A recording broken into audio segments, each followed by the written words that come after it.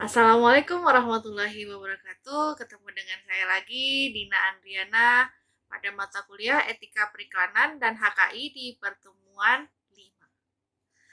Oke, kalau pada pertemuan 4 kemarin kita membahas ragam iklan sampai dengan penjualan darurat dan lelang likuidasi. Sekarang di pertemuan 5 kita akan membahas tata krama EPI berdasarkan ragam iklan, pamong, politik, dan elektoral hingga pelaku usaha jasa keuangan. Baik, mari kita mulai untuk tata krama ragam iklan yang ke-23, iklan pamong, politik, dan elektoral. Ada ragam iklan tentang iklan pamong, politik, dan elektoral. Iklan pamong itu iklan layanan penyelenggara negara dalam hal pemerintah, baik lembaga legislatif, eksekutif, maupun yudikatif. Iklan politik, iklan yang diselenggarakan untuk kepentingan pendidikan politik, kesadaran berbangsa dan bernegara atau himbauan partisipasi politik. Sedangkan iklan pemilu adalah iklan yang diadakan oleh partai politik atau lembaga politik yang bertujuan untuk menarik atau mendapatkan dukungan dari khalayak ramai. Contoh pilkada, pemilu legislatif, pemilu presiden. Ketentuannya, tampil jelas sebagai suatu iklan, tidak menimbulkan keraguan atau ketidaktahuan atas identitas pengiklannya, jadi harus jelas siapa yang membuat iklannya, tidak mendorong atau memicu timbulnya rasa cemas, takut, atau ketidaknyamanan yang berlebihan pada masyarakat. Setiap pesan yang mengandung hanya dapat sebagai sepihak, wajib penyentuhan kata-kata menurut kami, karena yang melakukan periklanan politik untuk elektoral maupun partai politik biasanya itu oleh banyak orang, makanya di sini kata-katanya menurut kami berpendapat atau sejenisnya. Penyajian suatu permasalahan atau pendapat yang berpotensi menimbulkan perdebatan publik harus disertai dengan bukti pendukung, faktual dan objektif.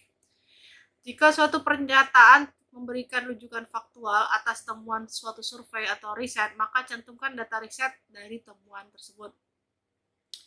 Tidak boleh merupakan atau dikaitkan dengan imbalan langsung dalam bentuk apapun. Nanti bisa jadi money politik. Tidak bertentangan dengan dasar negara maupun konstitusi. Khususnya iklan elektoral, berlaku pesan iklan tidak boleh menggunakan prestasi atau kegagalan lembaga negara untuk kepentingan suatu kelompok. Tidak boleh merendahkan peserta dari pemilihan yang lain. Tidak boleh menggunakan tokoh agama atau kutipan ayat-ayat suci dari negara manapun. Harus ditayangkan di media atau waktu yang telah ditentukan, jadi hanya boleh beriklan pada masa-masa kampanye.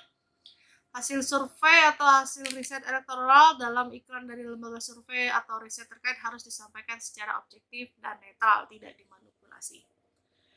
Oke, contohnya di sini ada iklan dari KPU, Komisi Pemilihan Umum, tentang pastikan rumah Anda didatangi oleh Pantarlih, ya, panitia pendaftaran pemilihan umum. Atau misalnya iklan dari KPU juga, ayo datang ke TPS, nah, gunakan hak pilihmu. Nah, berikutnya ini kayak iklan saat pemilu presiden, ya, jadi bisa ada nomor 1, 2, dan nomor 3. Ini bukan pemilu presiden, maaf. Pilkada, ya, pemilihan kepala daerah untuk DKI Jakarta. Next, ragam iklan berikutnya adalah iklan layanan masyarakat. Ketentuannya, kesertaan lembaga komersial dalam penyelenggaraan iklan layanan masyarakat dapat dilakukan dalam bentuk pencantuman identitas korporatnya, jadi hanya ada logo korporat. Penyelenggaraan iklan layanan masyarakat sepenuhnya oleh pamong atau lembaga nirlaba dapat membuat identitas penyelenggara ataupun logo ataupun slogannya. Oke, di sini contoh untuk iklan layanan masyarakat. Cara pakai masker yang benar agar tidak kena virus corona. Nah, yang membuat siapa? Yang membuat adalah detik.com. Jadi hanya ada logonya. Kemudian di sini dari lembaga nirlaba Saber Pungli. Nah, iklannya tentang pungutan liar, stop pungutan liar. Ya, banyak iklan online masyarakat dengan menggunakan perusahaan sebagai penyelenggaranya juga banyak ya. Kemudian ragam iklan berikutnya judi atau taruhan. Segala bentuk perjudian dan pertaruhan tidak boleh diiklankan secara jelas maupun bersamar. Nah, kalau di televisi nggak akan mungkin ketemu, atau seperti di media cetak juga nggak mungkin ketemu ya iklan-iklan judi dan taruhan. Tapi kalau di internet, website itu banyak ya.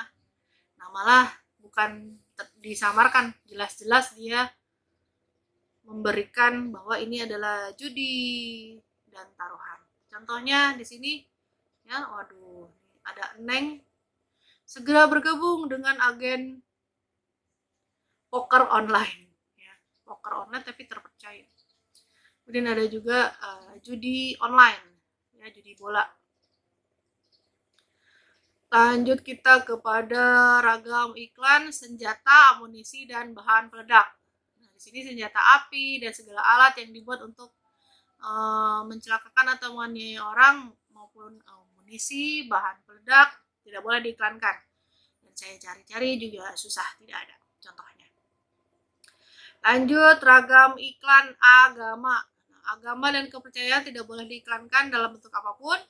Kegiatan atau ritual keagamaan boleh diiklankan selama batas pemberian informasi tentang agama, tema, tempat, waktu berbicara. Jadi hanya eventnya saja. Penggunaan simbol agama dalam iklan tidak boleh dieksploitasi agar tidak menimbulkan perbedaan persepsi dari penganut agama tersebut. Nah, ini yang biasanya banyak muncul hanya event kegiatan dari keagamaan. Berikutnya, ragam iklan multi produk. Nah, jika suatu iklan tampil secara multi produk atau multi merek, maka setiap ketentuan etika periklanan yang berlaku bagi masing-masing produk tersebut berlaku pula bagi keseluruhan gabungan produk tersebut. Nah, biasanya iklan multi produk ini diiklankan oleh suatu brand besarnya ya. Misalnya contohnya di sini iklannya Wings, produk-produknya memunculkan brand-brand dari Wings. Misalnya kayak ada Neo, Mama Lemon, Daya, Soklin, Serasoft ya. Di sini iklan tentang produk Wings. Ada juga tentang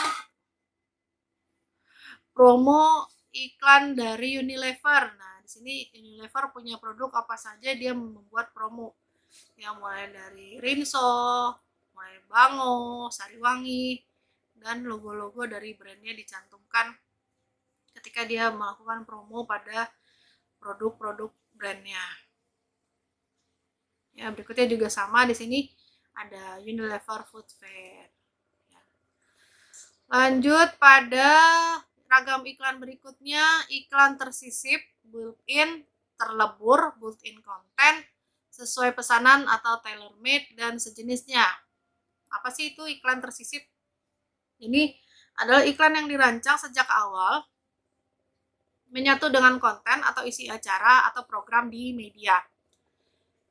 Boleh dilakukan selama tidak disembunyikan atau disamarkan, sehingga khalayak memungkinkan untuk secara jelas mengidentifikasinya sebagai iklan.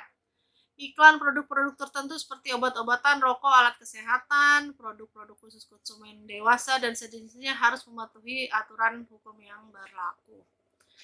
Nah, di sini contoh-contohnya ya banyak, nanti misalnya kayak seperti OVJ, program TV di OVJ, dia banyak sponsorship ya, penajaan di sini menggunakan produk-produk seperti Sarimi, Herbalis ya, terus Lemonilo, terus kopi-kopi ya, dari luwak sampai yang lain-lain.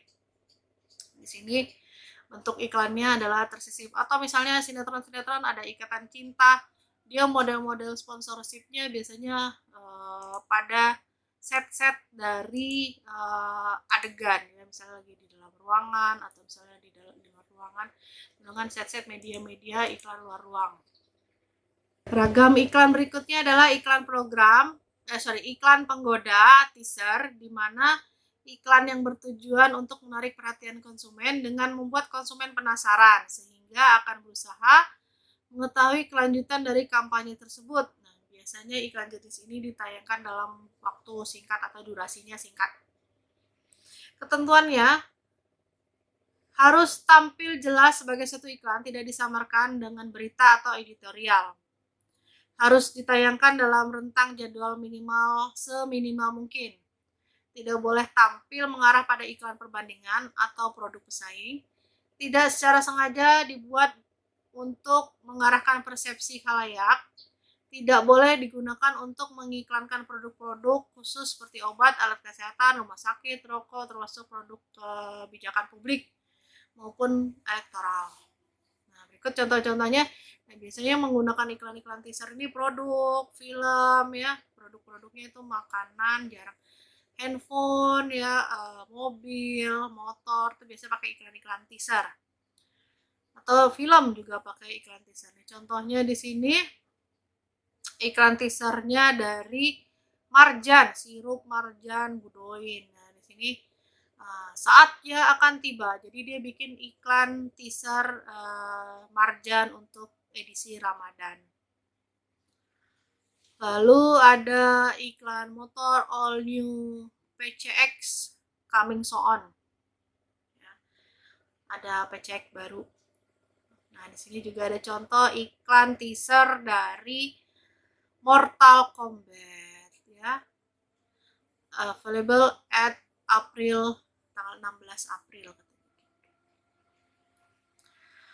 Lanjut kita ke ragam iklan. Berikutnya ada iklan waktu blokiran atau blocking time di media elektronik dan sisipan khusus di media cetak. Nah, definisinya suatu bentuk promosi melalui berbagai media ditampilkan layaknya program tertentu, namun penggal waktunya telah seluruhnya dibeli oleh sponsorship atau pengiklan.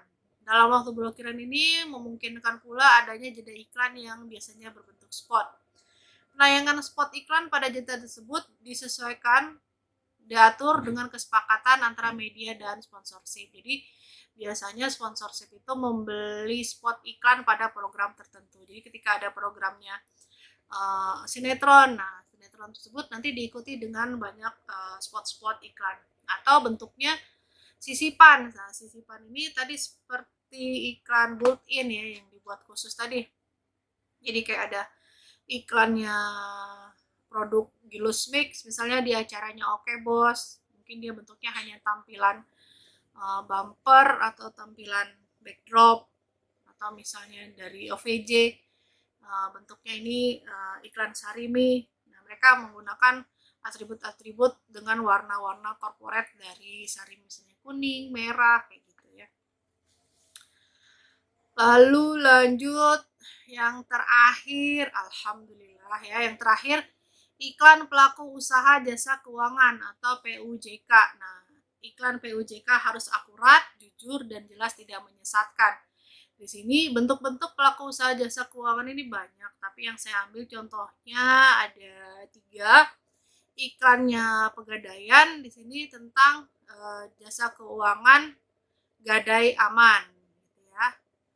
Kemudian ada juga iklannya Home Credit, nah, memberikan bantuan kredit pada apapun barangnya bisa dicicil. Jadi dia memberi keuangan untuk pembelian barang.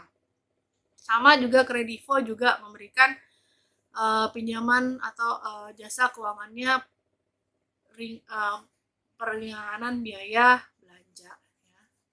Jadi Kredivo tanpa menggunakan kartu kredit.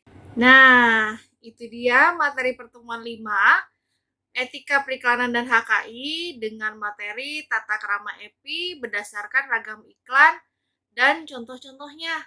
Nah, mudah-mudahan penjelasan tadi dapat memberikan pemahaman kepada teman-teman semua. Nah, jika ada pertanyaan dan perkembangan diskusi dengan dosen pengajar, silahkan dilakukan di kelas masing-masing. Itu dari saya. Jangan lupa saling berkomunikasi dengan dosen pengajar di kelas. Sampai jumpa pada video pembelajaran berikutnya. Ya, jangan lupa nih, sudah pertemuan 4, udah like belum? Subscribe dan kasih komen ya. Saya harus beri contoh atau membahas materi seperti apa. Oke, itu saja dari saya. Saya Dina Andriana, pamit. Assalamualaikum warahmatullahi wabarakatuh.